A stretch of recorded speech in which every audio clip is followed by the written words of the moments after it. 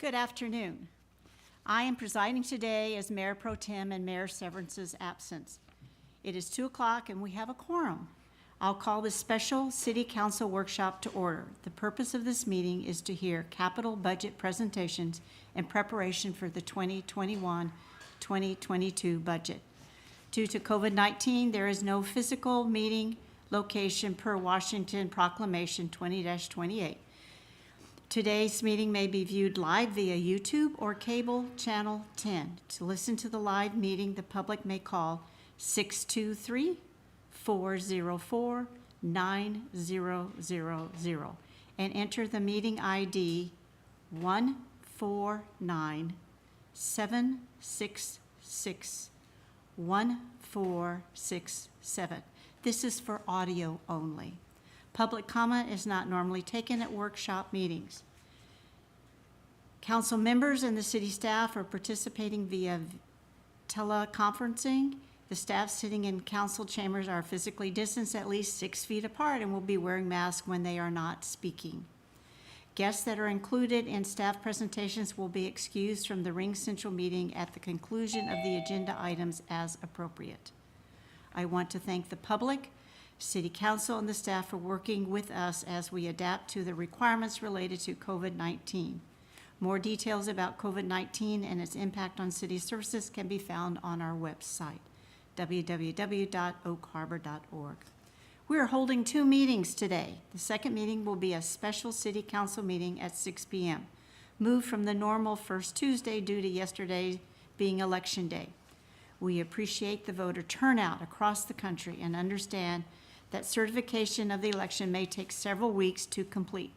We asked our citizens to stay respectful, maintain COVID-19 guidelines, and help us to maintain a safe community. The city has no information regarding election outcomes. For questions regarding the election, please contact Island County Elections by phone 360-679-7366 or email at elections@islandcountywa.gov. Capital budget presentations. Minister Oborn will introduce Staff Accountant Jessica De La Cruz. She will be assisted by the department heads and Finance Director Goldman as needed. Thank you to the city staff for their presentations. The biannual budget serves as a guideline for the next 2 years and is an important part of city government. Mr. Oborn, please. All right, great team effort here, and certainly David's been getting his feet wet and diving into a lot of information. David Goldman, our new finance director, so very welcome him on board and very glad to have him on board. So, and I think Jessica's going to pretty much roll with this. David, do you have anything before we turn the time over to Jessica? No, nothing really. Just I look forward to hearing Jessica's presentations, and we'll be available to field your questions should you have any. All right, and you received Jessica's slides in advance, so they should be familiar with you, and she's ready to go over them. Go ahead, Jessica. Awesome. I'll start sharing my screen first. So can everybody see that all right? We're good. I'm hoping so. Yes, I can see it. Awesome. Perfect. So good afternoon, everyone. My name is Jessica De La Cruz, and I'm an accountant in the finance department. Today, I will be presenting on the 2021 to 2026 6-year long-term capital plan. I'll be focusing primarily on the data that is presented in years 2021 and 2022 of this plan, as that data in those years represent the preliminary capital budget for our upcoming biennium. So at this time, I'd kindly ask everybody in attendance to please hold your questions until after I'm done with my presentation. I am hoping to get through my presentation slides first, which will focus on the grand overview of the cost and funding for the capital projects listed in 2021 and 2022. And then after my presentation slides, I'll be going over the capital documents, the actual documents that make up the 6-year long-term capital plan, and kind of explain how to read and understand the data that is presented in those documents, as there is a ton of intricate details in there that make up this capital document. And then after I'm done explaining those documents, I'll be opening up the floor for any questions and discussion for any questions related to the capital budget. So before I begin my presentation, I figured I would start by talking about the capital accomplishments that were achieved in the last biennial budget for years 2019 and 2020. So on the first 6-year long-term capital plan that we presented to City Council back in 2018, specifically for years 2019 and 2020, there was a total of 60 capital projects and purchases that were being requested. City staff completed 23 out of these 60 projects to date. And in regards to the 502 vehicle and equipment replacement items that were planned for 2019 and 2020, there were 33 of them that were planned, and city staff completed 18 of those replacements. So this slide here just pretty much shows the items, the 23 projects and purchases that were completed in the last biennial budget. And I'm not going to read everything on the screen, as copies of my slides were provided to City Council last week. This slide can be found on page 267 of the mayor's preliminary budget document that was given to you guys. But I would like to point out on this list that there are several large construction projects that have been completed. The first is the Waterfront Trail Veterans Park. And then we have our 2020 street overlays that were just recently done. WINDJAMMER Park Phase 1 was a huge project. And then we also have the moving of the water lines for the Banter Road roundabout and the Rockbridge Intertie. And so this is the list of the 18 out of 33 items for the 502 vehicle and equipment replacement items that were completed in the last biennial budget. And again, this can be found on page 268 of the mayor's preliminary budget document that you guys received. So now I'll kind of go over a brief summary of the 2021 to 2026 long-term capital plan documents. And there's a total of 5 attachments that make up this long-term capital plan. And this was also included as part of the mayor's preliminary budget document. And I have included the page numbers for each of these attachments that are in the white text right here. So since I will be going over these documents in detail after my presentation slides, for now, I'll kind of just give you guys a brief overview of what these attachments include. So for the first one, the project timelines, it'll pretty much give you just a quick snippet of the department that is making the request, the project name, the 6-year total, as well as there's a little chart depicting which years is expected to have capital activity. The second attachment is the 6-year summary. And this 6-year summary lists all of the capital projects and requests being made for the next 6 years. It'll have the 6-year totals, then the cost broken out by year, and then the funding sources for the 6 years. For the third attachment, the projects by year, it is separated for the following 6 years, 2021 to 2026. And so it'll have all of the projects listed to be happening specific to that year, as well as their costs that are being requested and the funding sources for that specific year. And so attachments number 2 and 3 kind of look the same, but the main difference between them is the attachment number 2, the 6-year summary, has funding sources for the full 6-year total, whereas attachment number 3, the funding sources are broken out specific for that year. And then attachment number 4, the 502 vehicle and equipment replacement items.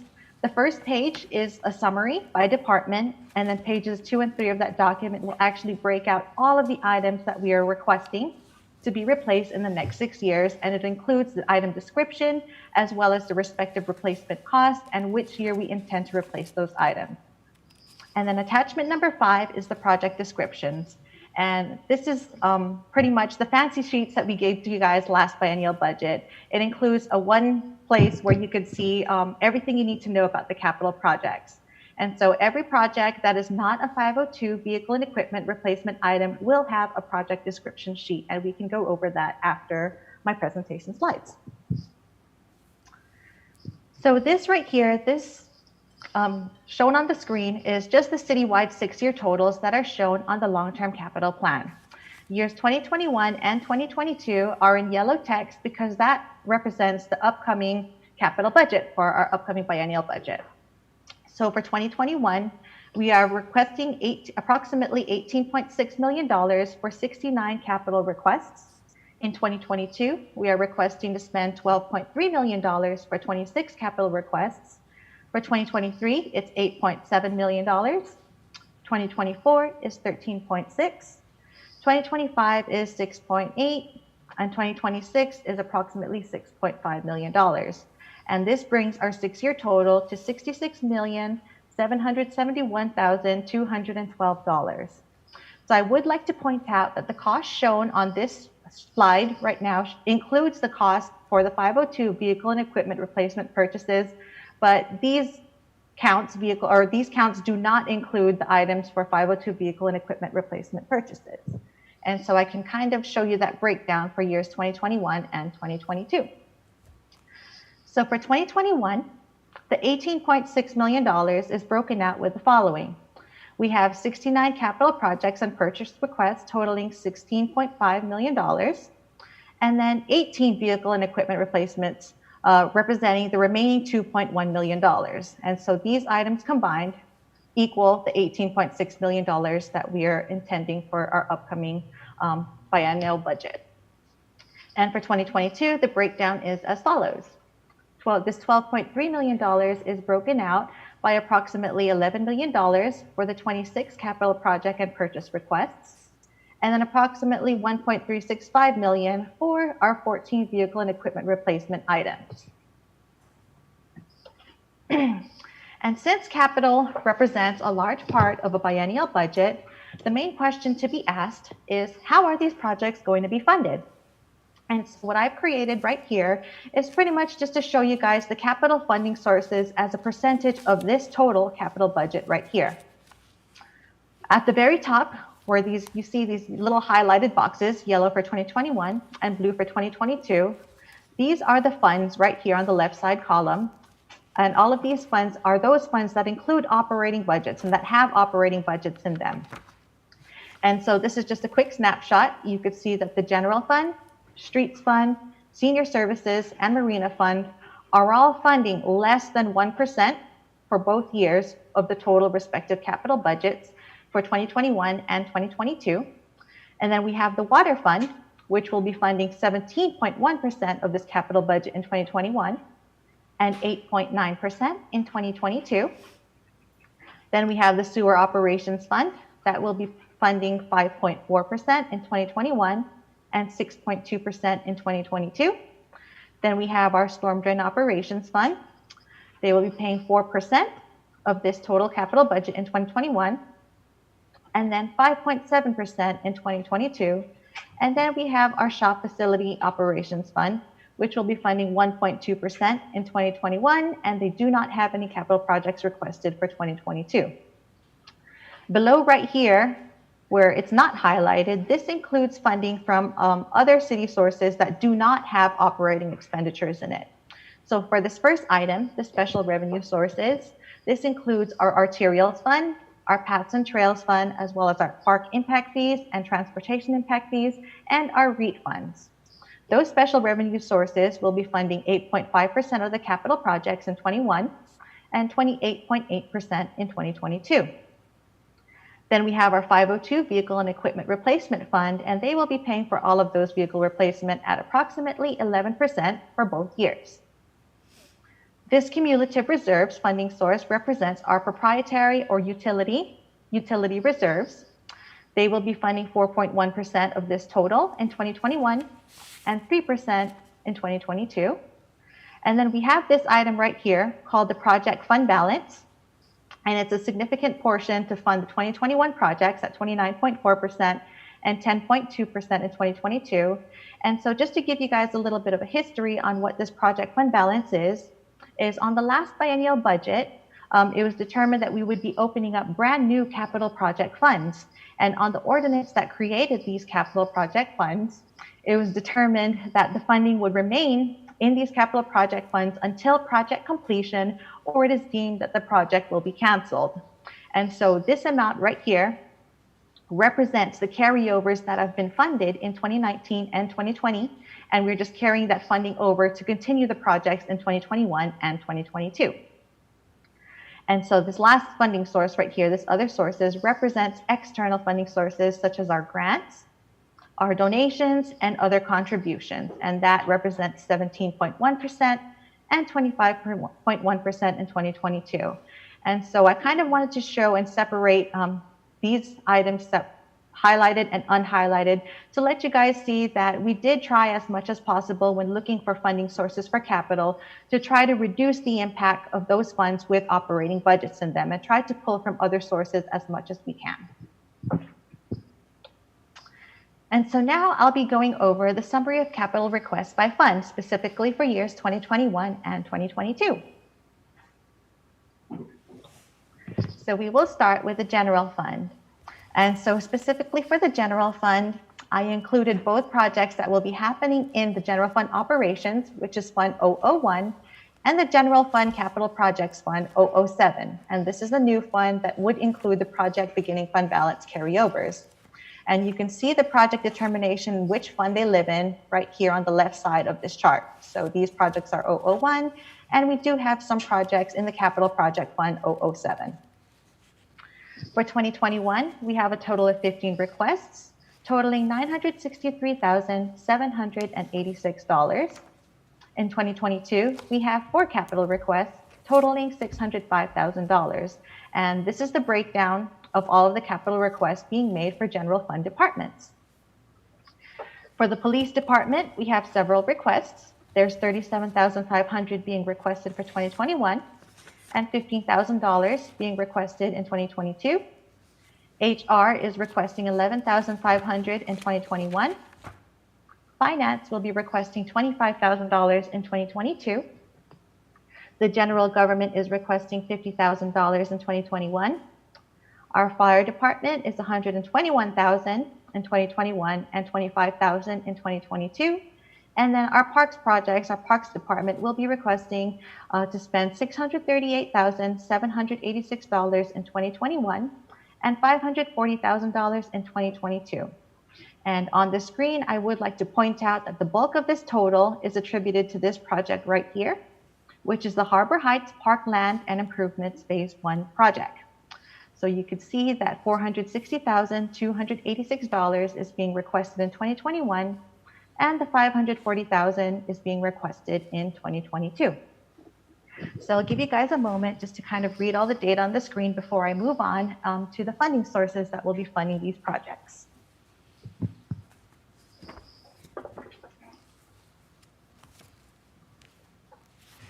Okay, so now moving on to funding.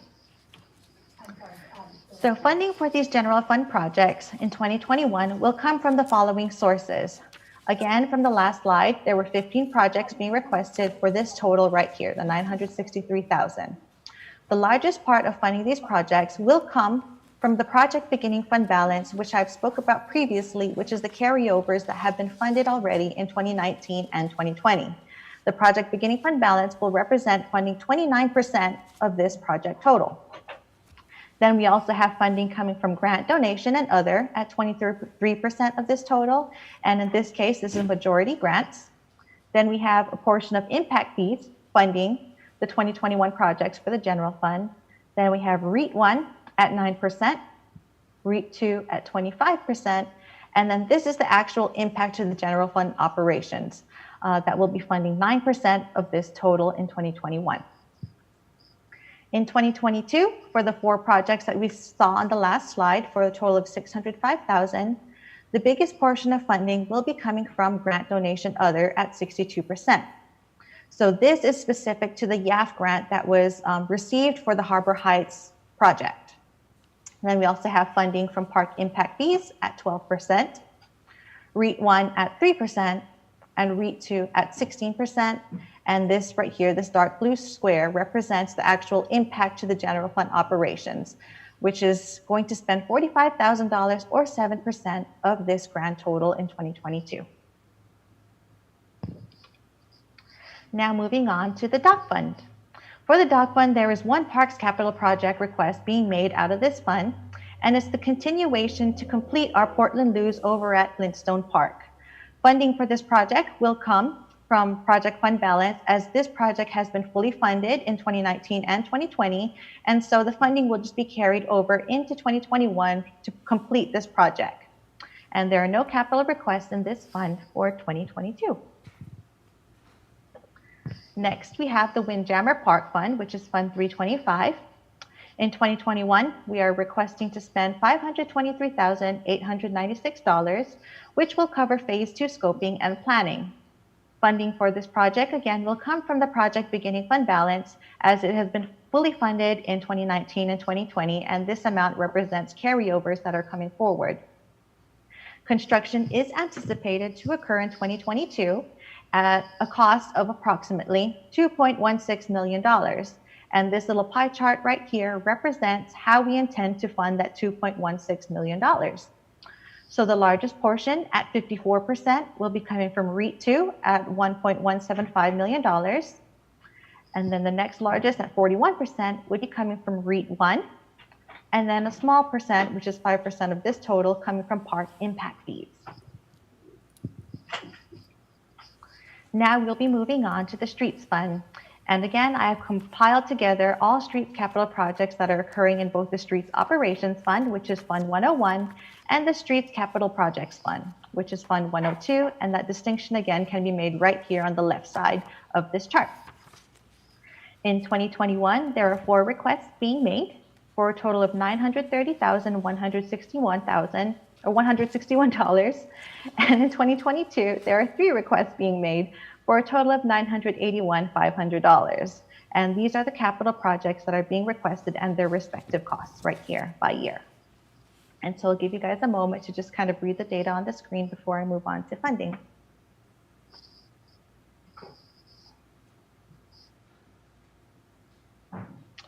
Oh, sorry. Now moving on to the funding. For 2021, for the 4 projects that were shown on the last slide for a total of $930,161, the largest portion of funding for these projects will come from project beginning fund balance. And again, this represents the carryovers that are coming forward from already funded projects in 2019 and 2020.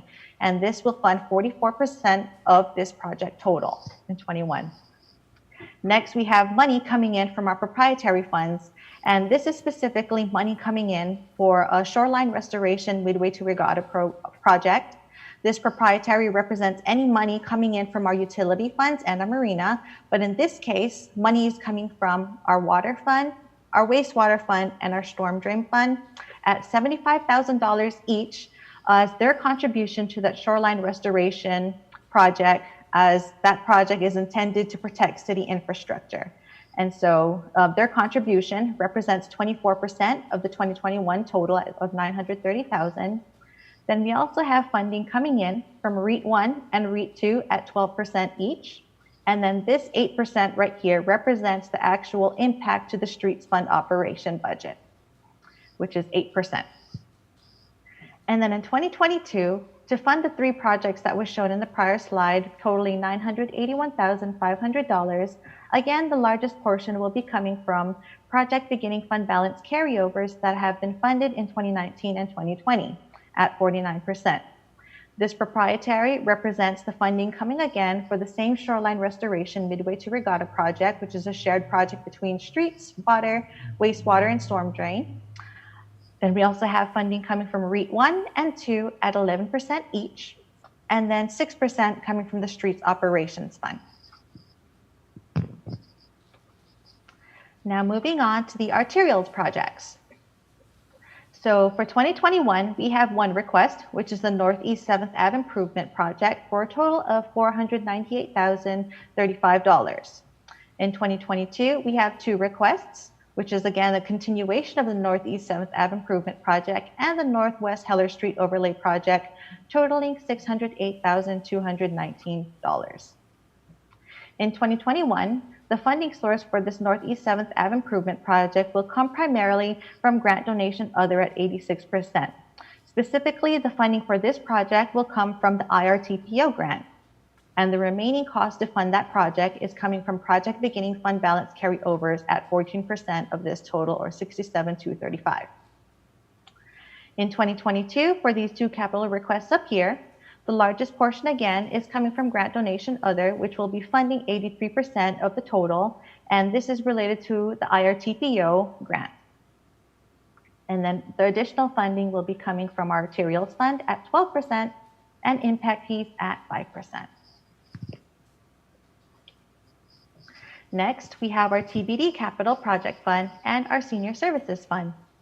So for our TBD Capital Projects Fund, they are planning overlays, TBD overlays, to cost $900,000 for both 2021 and 2022 For these overlay projects, we are intending that these projects will be funded 100% by the TBD sales taxes that we are collecting. For the Senior Services Fund, there's only one project that is being requested for 2021, and that is for the roof replacement to cost $110,386. This roof will be funded by the Senior Center operations at a cost of $5,000, and the remaining cost will come from REIT 2 at $105,386. Now we have our internal service funds, which is our equipment repair fund and our shop facility funds, so Fund 501 and 510. In 2021, they have 5 projects listed totaling $215,000. At this time, they do not have any projects planned for 2022. So this is the list of their 2021 requests totaling the $215,000. All of these projects listed on the screen are to be funded 100% by the shop facility interfund charges. And there is one project to note right here, which is the GIS locator truck. This is contingent if the new position is approved. So now I'll move on to the funding for these projects. Oops, I skipped the slide. Oh, the funding is right here, sorry. Moving on to the water fund. So for the water fund, there is a large amount of projects listed on the screen. I have combined projects that are being budgeted in their operations fund, which is Fund 401, and Fund 431, which is the Water Capital Projects Fund. And the distinction again is right here on the left side of this chart. In 2021, there are 19 requests being made for the water department at a cost of approximately $6 million. And then in 2022, there are 6 requests being made at a cost of approximately $1.9 million. I'm not going to read every project that is listed on the screen, but I will point out that in 2021, there are significant projects happening, such as the SR20 Campbell Lake Road Roundabout that will cost $2.3 million. And then both for 2021 and 2022, we have our steel AC water main replacements costing $1 million each year. And so I'll give you guys a moment to just read the information on the screen.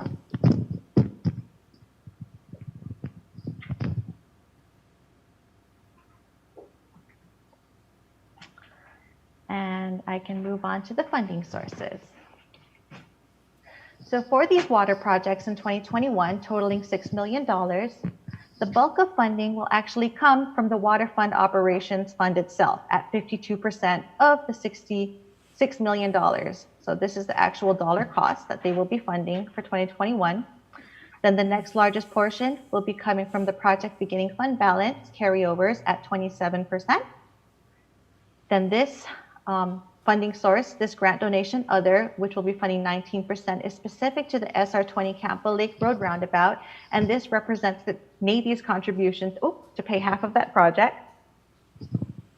And then the 2%, the remaining 2% that will be funding the 2021 water projects will be coming from the water cumulative reserves.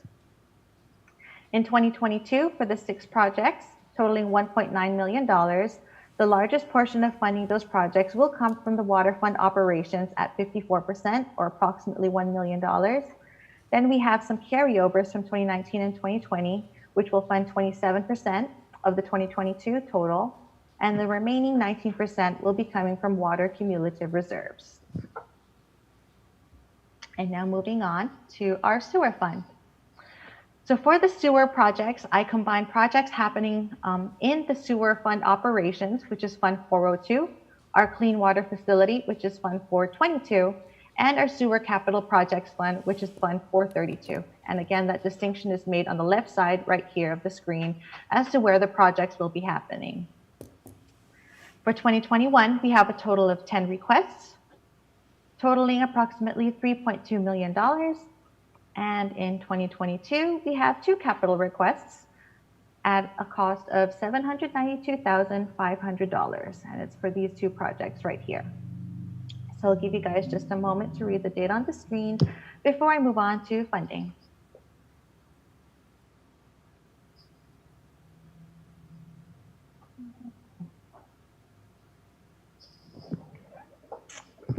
All right, so I'll move on to the sewer project funding. So for 2021, for the 10 projects shown on the prior slide, totaling $3.2 million. The bulk of funding will come from the project beginning fund balance carryovers that have been previously funded in 2019 and 2020. Then we have proprietary, which is our sewer fund operations. They will be funding 29% of this total, or $940,000. And then the remaining 20% will be coming from our sewer cumulative reserves.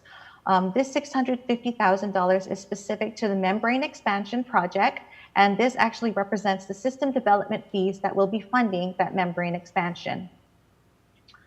For 2022, for the 2 projects listed on the prior slide, totaling $792,500, the proprietary fund, which is the sewer operations fund, will be funding the bulk of these projects at 87%, or $692,500, and the remaining $100,000, or 13%, will be coming from an unsecured grant.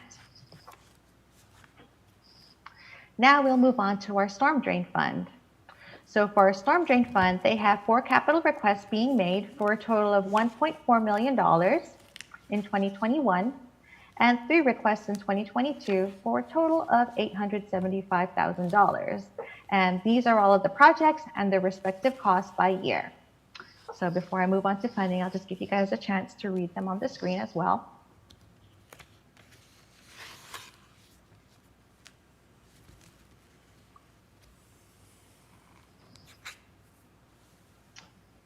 And I will move on to funding. So for the storm drain projects in 2021, we have primarily 2 funding sources. The largest portion in 2021 will be coming from the project beginning fund balance carryovers that have been funded in 2019 and 2020 at 54% of this project total. And the next funding source will come from the storm drain operations fund, and they will be funding 46% of this project total. In 2022, for the 3 projects that were shown in the prior slide, the bulk of the funding will come from the Storm Drain Operations Fund at approximately $625,000, or 71% of this project total, and the remaining funding will come from the project beginning fund balance carryovers, as I've mentioned previously, at 29% of this project total. Now we have our last fund, which is our Marina Fund. And for our Marina, I have included projects again in both the Marina Fund Operations Fund, which is Fund 410, and our Marina Capital Projects Fund, which is Fund 440. And that distinction again is right here on the left-hand side of this chart. For 2021, we have a total of 7 requests being made for a cost of approximately $1.6 million. And in 2022, we have 4 requests being made at a cost of approximately $1.6 million, or $2.1 million. And then these are all of the projects again that are listed and their respective costs by year. So before I move on to funding, I'll just give you guys a moment to just read the projects on the screen.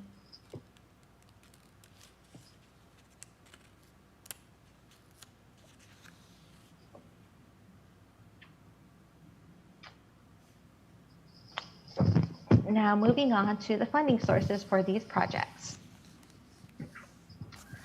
So in 2021, for the 7 projects that are being requested for a total of $1.6 million, the largest portion of funding is actually coming from grant donation and other at 87%, or approximately $1.4 million. Specifically, the Marina was awarded several grants, one for the Marina Improvements Project, the other for the Marina Boatyard Acquisition, and this amount in here also includes insurance proceeds that we are anticipating to receive for the FDOC storm damage repair project.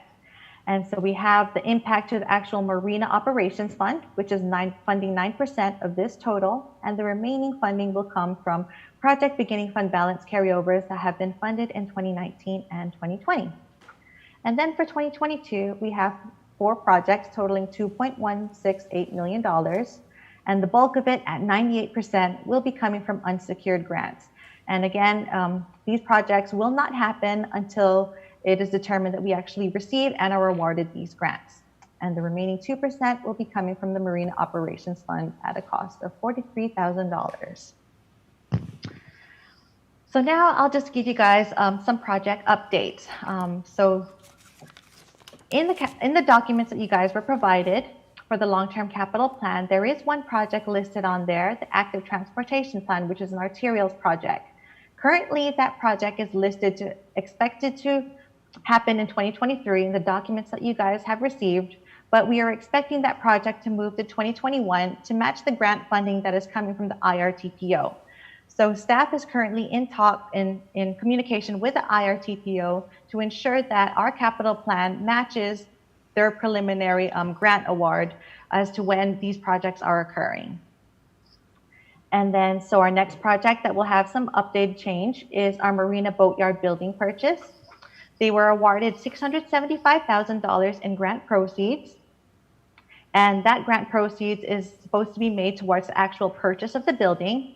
So right now it shows that that is our total budget for that project, but our total project cost is expected to increase from $675,000 to $750,000 to include other expenses such as the building inspections, environmental studies, etc. And at this time, I would like to just say that funding sources for these projects are of course still subject to change. Myself in finance, I am still doing my due diligence to ensure that for these projects that we have earmarked to use special revenue funds, such as our impact fees and REIT, I'm still doing my due diligence to ensure that these are appropriate projects to use those funds for. And so now I will actually go in and share my screen to talk about the actual capital plan attachments that were provided. So attachment number 1 can be found and starts on page 62 of the mayor's preliminary budget document. And I can just show you guys, I believe this was the document that you guys received last week. So on page 62, this represents attachment number 1 of the 6-year long-term capital plan. And so I'll just bump that up so you guys could see it. So this is just pretty much the plan timeline for the 6 years. This document will let you know the funder department making the capital request, the project equipment name, the total funds requested for the 6 years, and this is the quick project timeline to kind of let you know which year capital activity is expected to occur for the respective projects. You can see that on the left side right here, there is a page number, and this page number does not correspond to the page number of the mayor's preliminary budget document. This page number actually correlates to attachment number 5, the project description sheet. And I can kind of show you guys how that all relates once I get to the explanation of attachment number 5 for the project descriptions.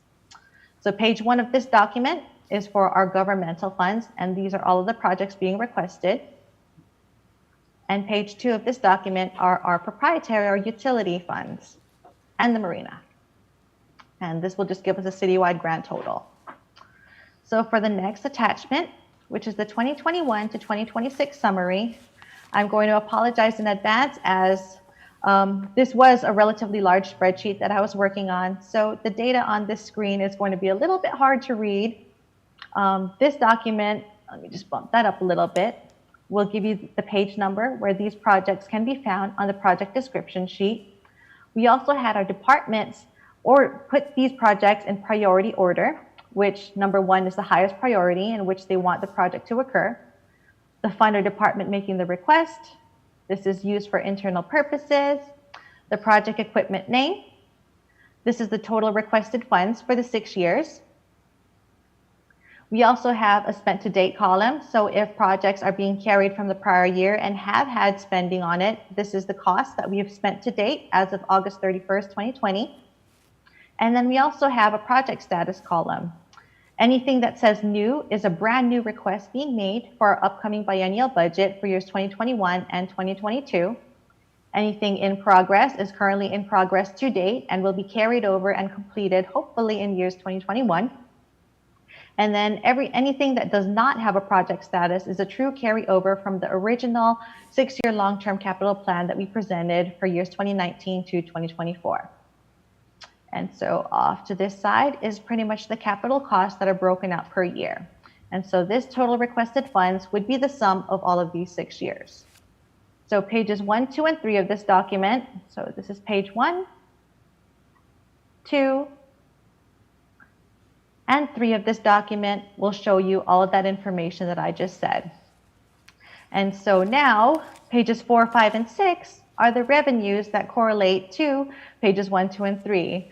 So again, I would like to apologize. Page 4 should be read side by side with page 1 as the corresponding revenues. Page 2 and 5 should be read side by side, and page 3 and 6 should be read side by side, so you can get a full picture of costs and revenues. So I will kind of just go back to page 1 and show you guys how that actually works. So I'm going to pick this project right here.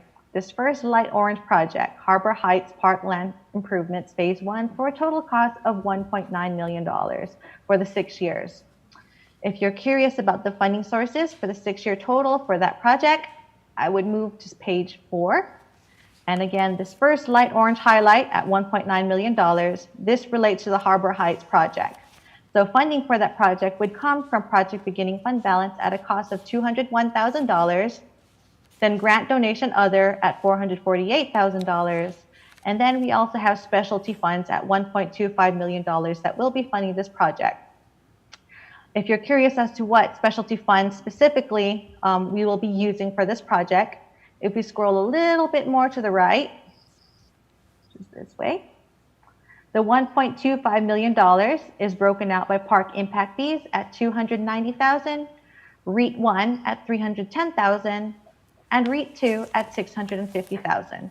And so those items make up the $1.25 million in specialty funds that will go towards the Harbor Heights Improvement Project. And so that's kind of how you read the data that is presented in the 6-year summary.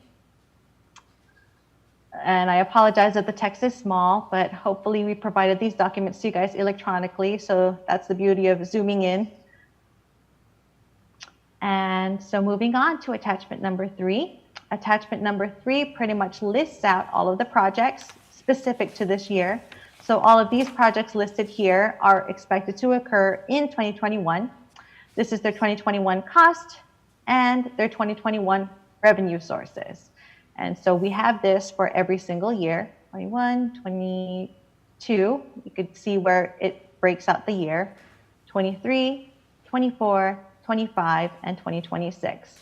And so the information is very similar to the 6-year summary, where it has a page number, project priority, funder department, project equipment name. This 2026 capital improvement plan column right here, this is the cost that is being specific and being requested to that given year. And then the respective funding sources, again, will be right here on this page for this specific year. So if we take this Harbor Heights project, for 2026, we are requesting $225,000. And the funding sources, if we just keep reading right and scrolling right, will come from all specialty funds. From that, the specialty funds will fund that whole $225,000.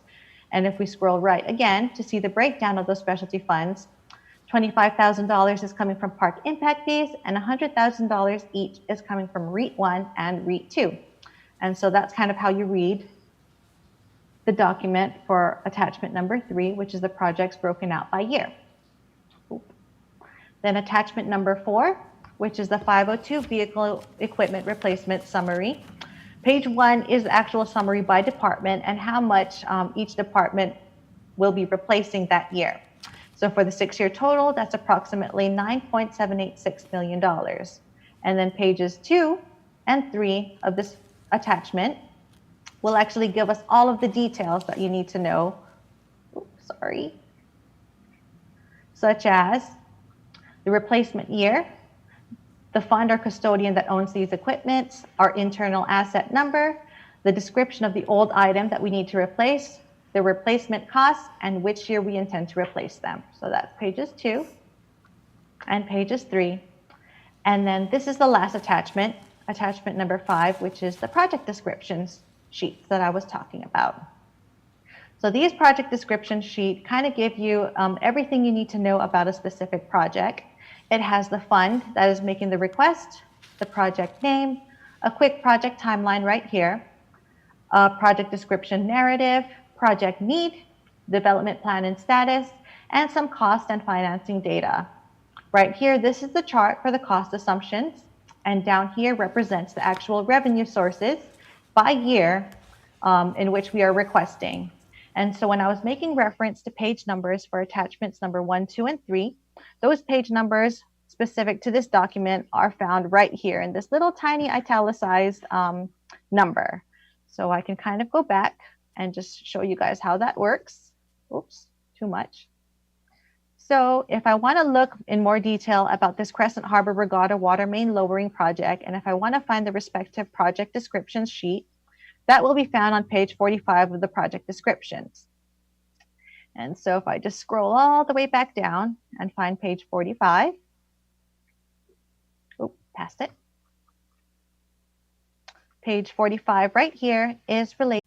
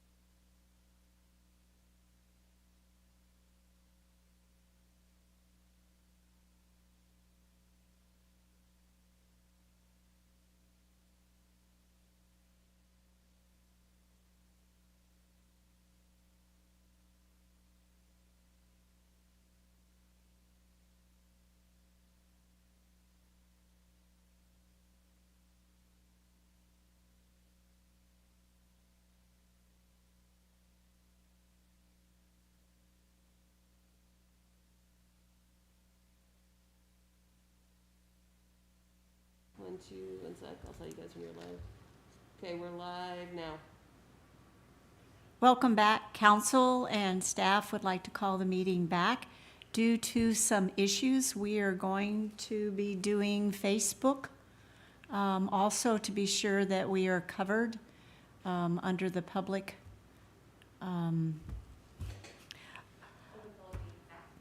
Open OMPA, anyway. So we are looking for other questions. Please raise your hand and Julie will show me your name.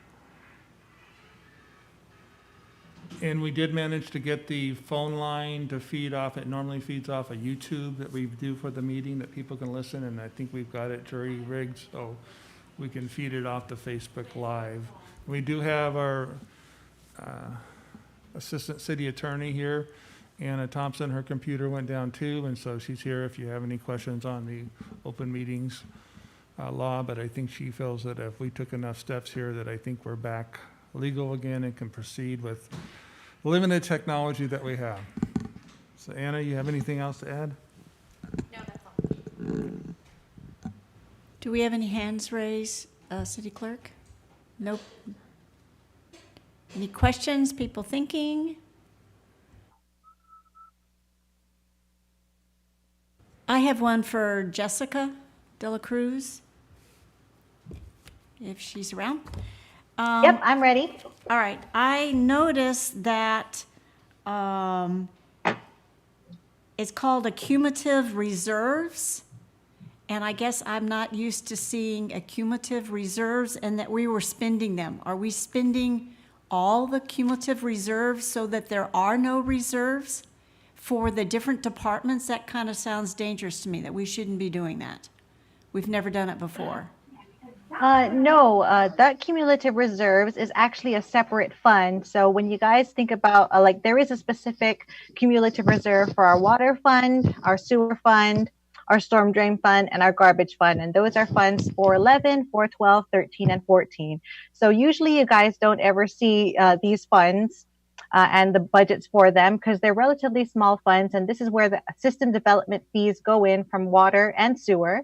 And so that's the kind of funding that we are using for some of these projects. And I believe that for the water cumulative reserves that we are using, that's specific to projects, I believe, with growth in the city. And they can only be used at, I believe, 40% of a project total. So not all projects are eligible to use that cumulative reserve for the water. And then specifically for the sewer department, that's the membrane expansion that was recently passed to use the system development fees for that project. Can I interject something here as well? Jessica is correct. Those cumulative reserve funds can only be used for growth-related projects. There is no written financial policy that limits the amount per project. We do try to look at it and see, is it 100% growth related, or is there a growth related component? Say, for example, we're going to replace a water line and we're going to replace it with one that's larger. And so we do try to do a proportionate share that way. Thank you. And Jessica, I have one more question. You keep me, I know what REIT 1 and REIT 2 are, but you keep mentioning $1 million point something here and $2 million here. How much do we have in REIT 1 and REIT 2? I mean, are you counting on it to be replenished? Because that money can only be collected certain ways. So I was a little worried we were kind of tossing out REIT fund this and REIT fund that, please. Yes, on attachment number 3, which is the projects by year, you can kind of see that there is a little green text on the right side of the portion of the funding part. So it's estimated beginning fund balance and estimated revenues. So for every year, we've calculated how much we actually have in those funds, plus their anticipated revenues. Then we deduct anything that is to be spent out of those funds and calculate ending fund balance, and that carries on for the 6 years. So if you take a look at 2026 of that document, sorry, I'm just looking at my physical copy, we are estimated to at least still have about $2 million sitting in the REIT after spending that $1 million in 2022 for the Windjammer Park project. So I did my due diligence to ensure that there is still sufficient funding and that we are not zeroing out those REIT funds for these projects. Thank you very much for your diligence. I appreciate that. Yeah, so if you have trouble finding it, I can share my screen and I can show you exactly where those totals are if you prefer that. I believe we have another question. Oh, what? Okay. Who wanted, please? Servadius? Yeah, sorry, I was just, Jessica, yes, I mean, I'm looking at my paper copy, but I appreciate when you speak and use your cursor to make sure that we're getting the exact information you want us to get. So if you would go through that same example on 2026, share your screen and use a cursor, that's greatly appreciated. Thank you. Is my screen showing? Are you guys able to see that properly? Yes, yes. Okay, perfect. So let me just go back to that example. So specifically for 2021, this is the attachment number 3 document by year. Right here on this green text, I'm just going to bump it up a little bit. We have on this green text up here, estimated beginning fund balance. And so this is how much is sitting in the REIT funds at the beginning of 2021. And we anticipate sitting in the REIT funds at the beginning of 2021. Then we estimate revenues for 2021 to come in at this amount right here. So we total these two less all of the expenditures listed down here that will be funding all of these projects to come up with our ending balance. This ending balance will carry on to 2022, which is right here, plus revenues, less all of these expenditures. And this is the large expenditure right here, $885 for REIT 1 and $1.1 million in REIT 2 to be spent. So at the end of 2022, you can see that our REIT revenues or REIT balances will go down to fund this project. But since we aren't utilizing a lot for the future years, we expect it to go back up. So at the end of 2023, I believe it'll go back up to 1.2 million. And then all the 2024 is 1.7. 2025, we anticipate it to go back up to 2 million and 1.9. And at the end of 2026 is 2.4 and 2.2 million. And these are currently projected estimates right now, but that's how we did our due diligence at the very least up until 2022. Thank you very much. I believe we have a question from Councilman Mack, please. Sorry.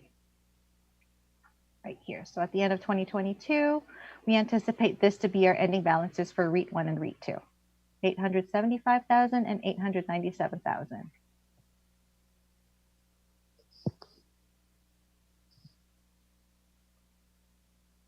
Thank you, Jessica. And would Councilman Mack want to ask his question now, please? Thank you, Mayor Pro Tem. This would be a question for either Jessica or Blaine. So in looking at this 2021 through 2026, most of this 21 and 22, the biennial, what options do we have for discussion? So my understanding that anything is in progress is sort of off the table versus anything that's new can be open for discussion and plus or minus. Could someone clarify that for me, please? Thank you. Jessica, you want to start with that one and I could follow up? So I can kind of explain what these project status of in progress items mean. These are projects that are currently happening right now to date, and we are hoping to complete them in the upcoming biennial budget. These items, these new ones, are brand new requests that are being made for 2021 and 2022. And I believe the items that are up for discussion is up to City Council. To help facilitate that discussion, we had our departments put these projects in priority order, where number 1 is their highest priority. And internally, we have moved projects out to meet the fiscal budget constraints that we had in this upcoming biennium. And so that's why we moved several projects in 2021 out to 2023 to kind of fit them within our current budget right now. And then Blaine, you could chime on if you need to. Yeah, as far as this, we're transitioning from the mayor's budget to the council's budget, and so ultimately the council makes a decision. So if you want to delete items, increase items, or change the years, that's certainly up to the discretion of the majority of the council who passes this budget ultimately. Okay, well clarified. Thank you both very much.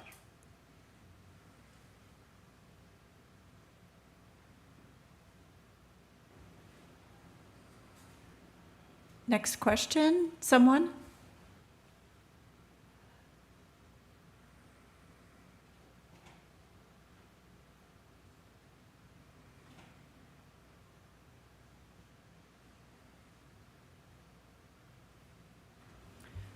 So remember, as you digest this and go over this, any questions that you might have, please write them down and send them to our city clerk.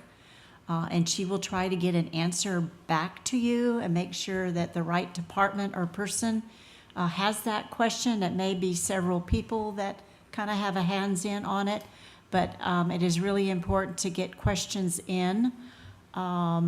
This is a lot to absorb, especially for members who have not done this before or barely once. So please think of the questions. Thank you, Beth. Good discussion. And then also, the operating will be the primary subject when the departments do their presentations on the 18th, but certainly items particular to a particular department, if you want to ask them at that time during the meeting, you certainly can do that too.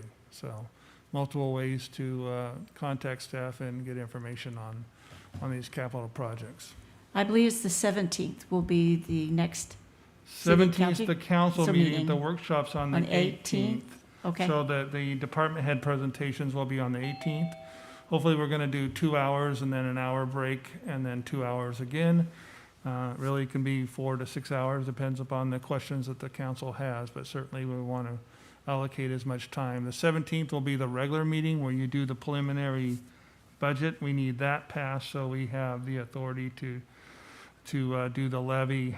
So that'll be on the 17th. And we'll also send out a memo today. Our finance director will review it. Certainly there was a lot of concern with fund balance, particularly the general fund, and we'll be prepared to, he will be prepared to discuss that issue on the 17th.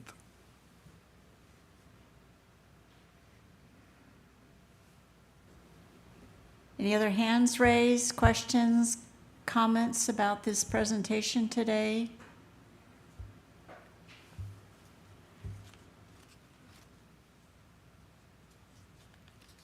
Well, I'd just like to comment, this is Dave Goldman speaking, but yeah, I think Jessica did an excellent job in the presentations. She was able to find the answers that you asked, and yeah, we're really lucky to have her on board. So yeah, thank you for thank you for your questions.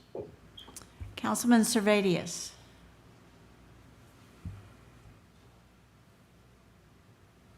Councilman Servadius. Thank you. Is there anything that precludes us? I understand we're in a COVID environment. Can you go ahead and mute the chamber mic? I think it's feeding back. Thank you. Is there anything that precludes us as we get the next presentation on the 18th from getting together Elks Lodge, a school gymnasium? I mean, we could sit 20 feet apart. I really think we need to get together as a council and be able to talk freely. Granted, we need to schedule a special meeting. I'll give up a Saturday to do that, but really be able to facilitate some more discussion with this information in front of us. I know we're trying to do that now and we're giving it the best shot that we can. But sometimes I think this video format that most people are operating in doesn't contribute to free-flowing conversation. And so we would have 7 council members, the city administrator, the mayor, the city attorney. I mean, that's 10-ish people. Department heads could come in and out as they needed to present. So it would be a fairly small gathering. We'd still broadcast possibly to the public, or if the arena is big enough and the public is really wanting to attend as well, we could probably have a section for them to sit in and watch us talk about budget. But I think it's imperative that we get together in person as this starts to develop. I mean, it's developing now, but it's very new to us. We got this, our first glimpse a week ago, Wednesday, and then the emailed copy on Friday. So it's a lot of information to digest very quickly. It's, like I said earlier, one of the most important things that the council does. And so I am planting a bug in my peers' ears, as well as the city administrator and the mayor, that I see us, or at least I would like to get together in person as this develops towards the end of November, maybe after the 18th. I'm not looking at a calendar, but to some form of in-person discussion to go through this more in depth. Thank you. Councilman Mack. Councilman Mack. Yes, thank you, Mayor Pro Tem. Yes, I wholeheartedly support Councilman Servadius's motion or suggestion or recommendation. There's a lot of information here, folks.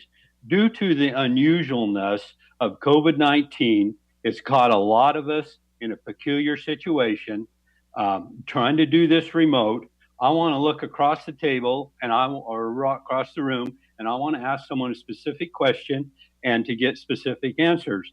In order to avoid a lot of animosity and rancor and do this in the most professional way, it's pretty difficult to do this online, and one question may lead to another.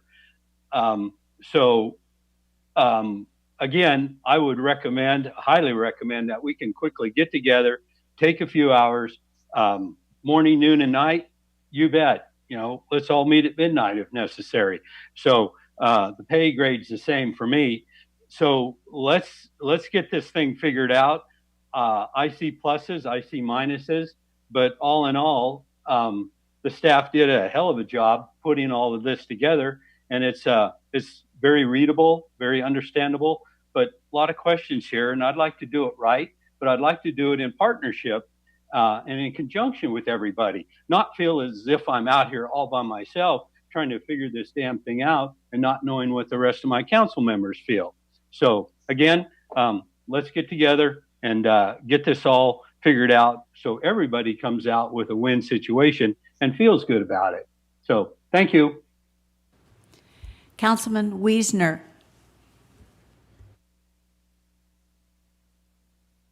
Thank you, Mayor Pro Tem. Appreciate it.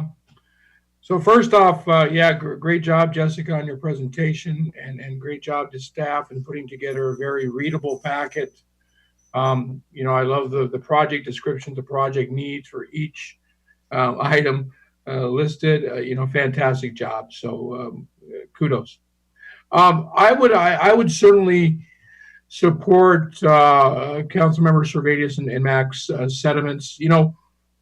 This budget thing, which is really the primary job of the council, right? I mean, we're legislators. This is what we work all year for, right? Is making sure that we're on budget and we're using taxpayers' money properly, right? And we're setting obviously our tone for the next 2 years, and some of us have been through this before, and obviously it's not something easy to grasp. But it's hard to do in a normal environment, in a normal time.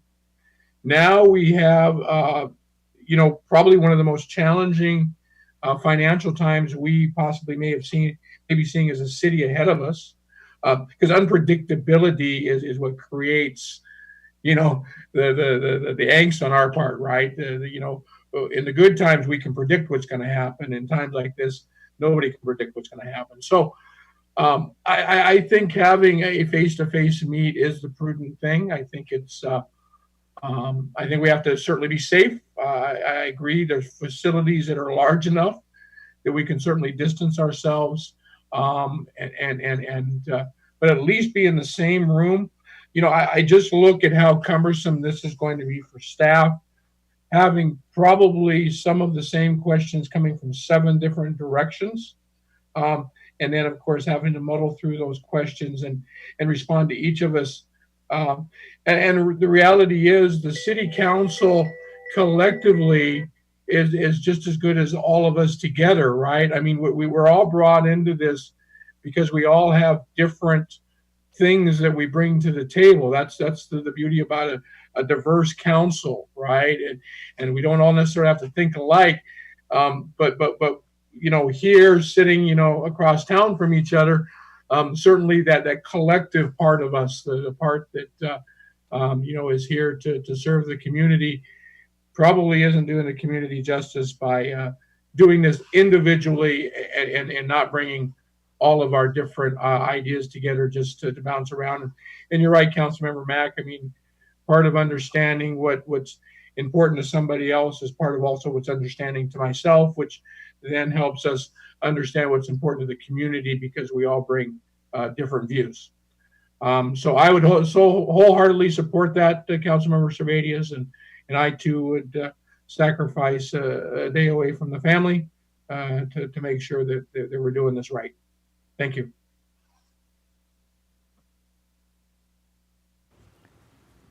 Does Councilman Goebel or Wassinger want to weigh in on what they think?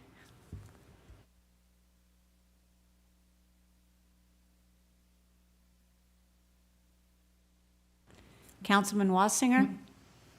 Sure. Thanks, Mayor Pro Tem. Yeah, it's a lot of information, and thank you to staff for putting it all together and presenting it to us today.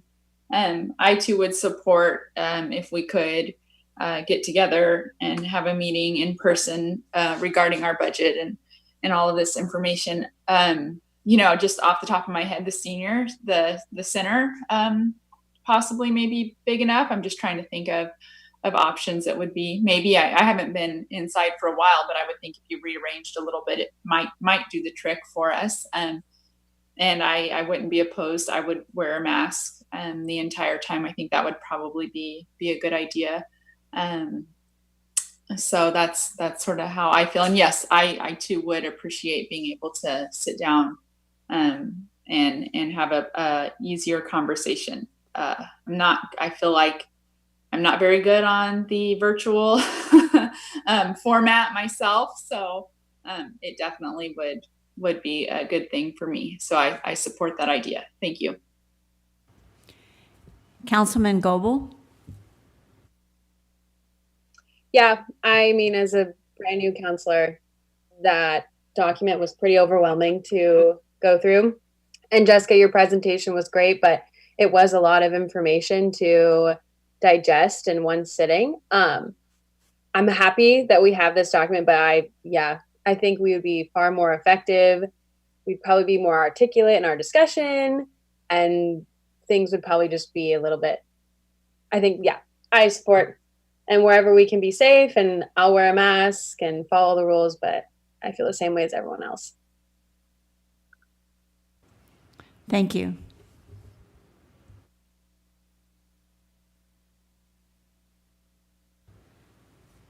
I don't know, staff, I would really like it if there's some way to do it. I figure if restaurants can be open to 50% and be spread out, we could figure out a way. We don't need to be,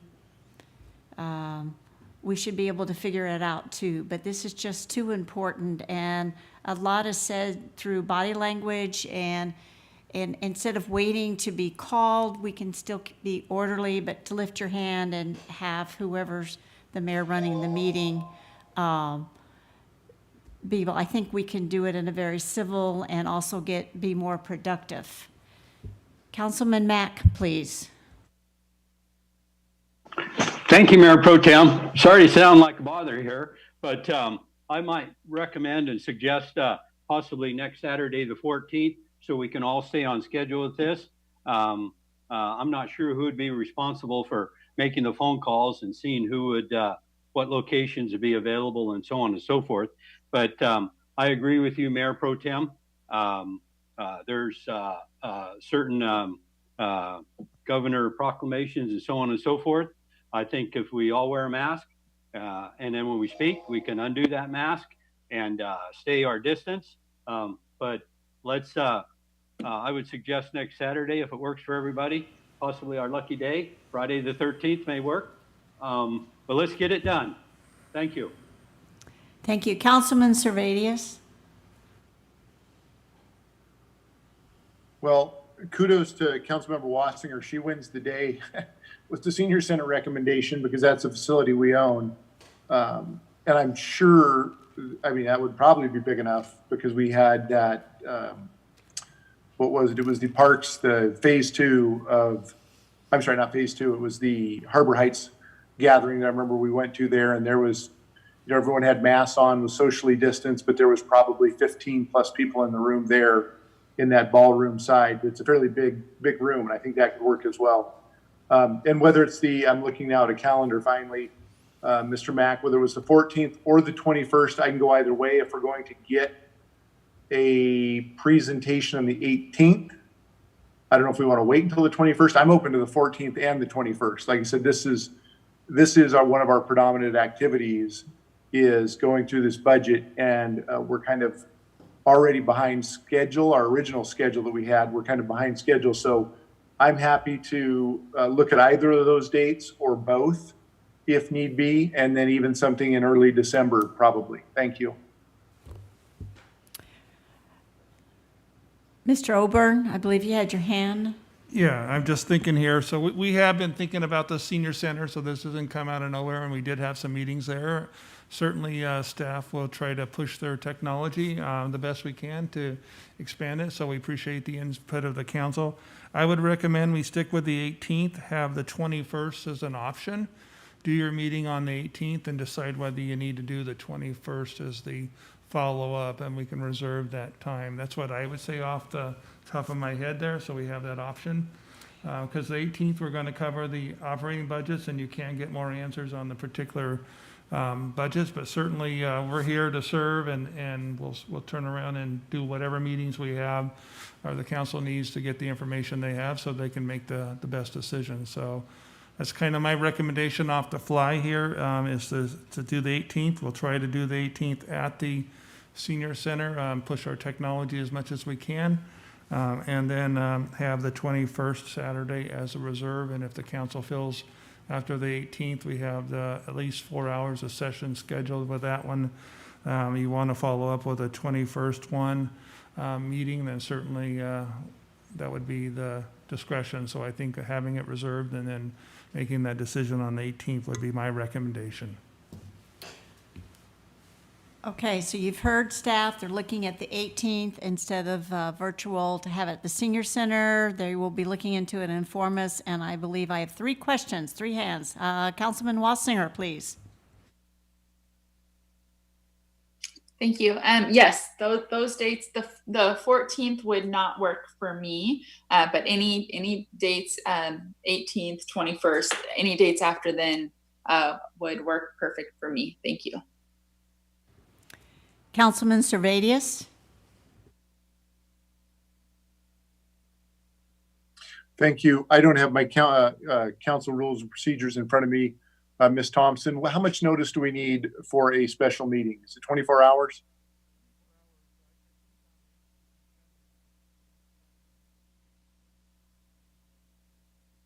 Let me turn my mic on. I think on the 18th, you will have enough time. There's 24-hour notice.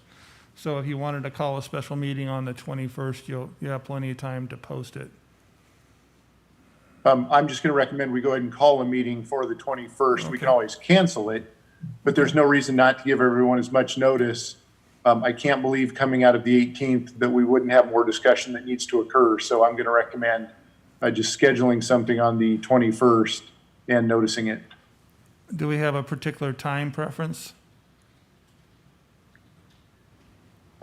We should all probably, I guess, talk about that. I don't. I'll make anything work. And then, once again, I don't have my rules up in front of me. I forget what we need. If you need a council member to move to do that, I think we can do, any of us can do it with a majority vote of the council, or staff can do it with a certain amount of notice. I just don't remember what those rules are. The mayor can do it, I believe.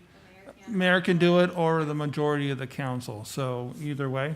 We do have a regular council meeting tonight where you can do it under your council comments. So if you want to do it by motion of the council or discretion of the mayor calling the meeting, either way. Anybody, my peers, have a time, sorry, Mayor Pro Tem, time preference? Do we think, I'm guessing an afternoon from 1 to 4, 3 hours? We don't necessarily need 3 hours. Is that enough time? Do we want more time?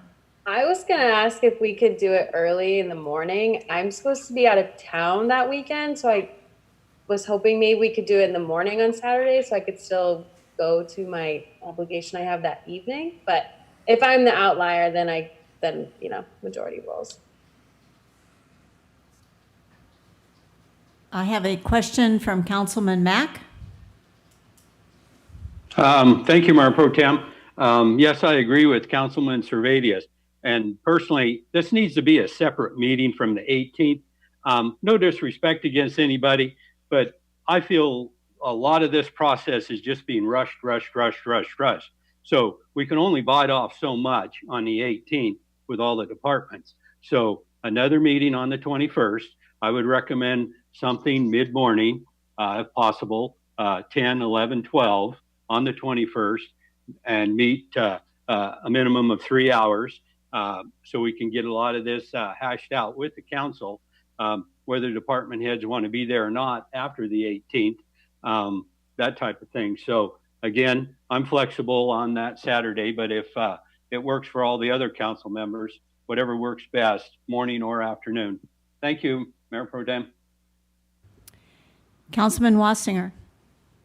Yeah, on the 21st, a morning would work perfect for me as well. I'd rather do it earlier as well, but I'm free all day. So, but I would prefer morning time, and I would think 3 hours would be good. So that's my opinion. Thank you. Councilman Wiesner.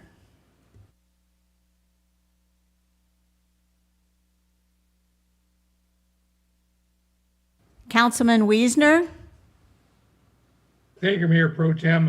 Yes, absolutely Saturday. And, you know, if we can accommodate Councilmember Goebel's schedule and do it Saturday morning, I'm fine with that. I would certainly like to hear her input. This is her first time through this. And obviously her and Mr. Mack, you know, you guys' eyes wide open is important for us, I think, to have as part of that mix that we've got, right? So Saturday morning would work fine for me. All right, I'll just throw in that I would prefer 9 or 9:30 because of obligations later on that day. I'd rather do the 3 hours earlier. I'm just tossing it in since I haven't had a chance, but I do have a question from Councilman Servadius. I was about to just take a straw poll for a suggestion later tonight, Mayor Pro Tem, of 8 to noon, but you're saying you have obligations before that, so 8 may not work. 8 would work. The afternoon is where I get tied up. Okay, so I'm assuming then tonight during council member comments, I'll move to go from 8 to noon. Somebody's mic's on there, please. We'll go from 8 to noon. Thank you, that killed it. Hopefully we finish sooner, you know, as in today, we're finishing a little sooner than we probably thought we were going to, but that at least gives us a nice block of time to get through it. And yeah, thank you. Councilman Wassinger, I still see your hand up. Councilman Wassinger? Sorry, forgot to unraise my hand. Councilman, Wiesner took down his hand, so I think I'm missing hands. I think no more discussion, but we'll work on a motion tonight for Saturday the 21st. And if need be, we don't need it, we can cancel it on the 18th, if I'm not mistaken. Any other comments for the good of the order?